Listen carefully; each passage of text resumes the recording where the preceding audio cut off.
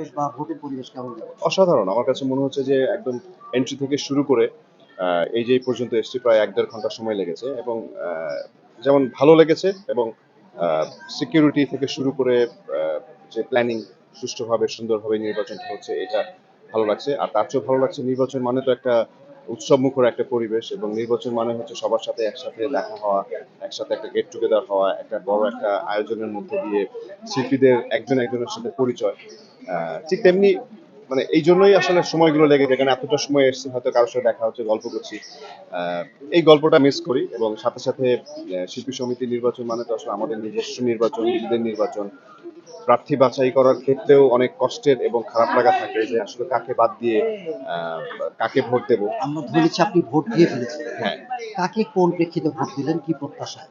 আচ্ছা, প্রত্যাশা তো অবশ্যই আমার প্রত্যাশা অনুযায়ী ভোট দিয়েছি এবং আমার নিজস্ব কিছু পছন্দের মানুষ আছে এবং নিজস্ব কিছু ভালো লাগার মানুষ আছে, নিজস্ব কিছু প্রতিনিধি আছে যারা আসলে মনে হয় যে আমাদের শিল্পী সমিতি থাকলে ভালো করবে।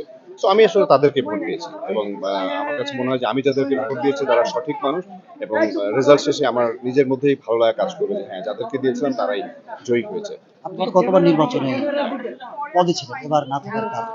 সত্যিকার অর্থে কোনো স্পেসিফিক কারণ নেই, ব্যস্ততাই হচ্ছে মূল কারণ। বাট যেমন এটা খারাপ লাগছে যে আমি নেই, আবার ভালো লাগছে যে নির্বাচনটা হচ্ছে এবং আশা আহ, প্রথম আগের দিন যেই মানে আগের বছর এসে যেই ইমোশনটা কাজ করতো, এবারও সেম ইমোশন কাজ করছে। So, পার্থক্য নেই। না কিরকম যে গতবার আপনি হেরে গিয়েছিলেন, সেই ইয়েতে এবার আসলে না, আমার নির্বাচন হারানিকার নিয়ে আমি মাঠে যখন আসেন? নির্বাচন করি, সবচেয়ে বড় কথা হচ্ছে আহ, শিল্পীদের নির্বাচন। এখানে জিতলেও আমি মানে জিতলেও শিল্পী, হারলেও শিল্পী।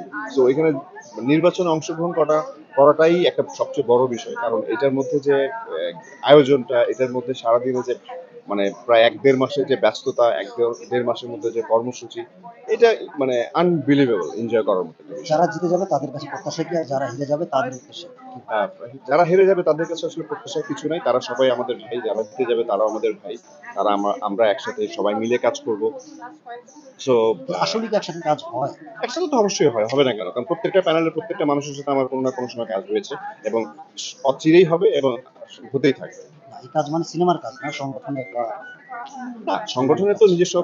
নিজস্ব ধারাবাহিকতা সংগঠন চলবে এবং আমার মনে হয় যে ভালো লাগা খারাপ লাগা তো নিজেদের মধ্যেই আছে। আপনি নিজে যেমন একজন সাংবাদিক, আপনার নিজস্ব একটা সার্কেলের মধ্যে আপনি চলতে পছন্দ করেন, ঠিক তেমনি আমি আমার একটা আর্টিস্ট হিসেবে আমারও কিছু পছন্দের মানুষ আছে যাদেরকে নিয়ে চলতে পছন্দ করি। এই, thank you.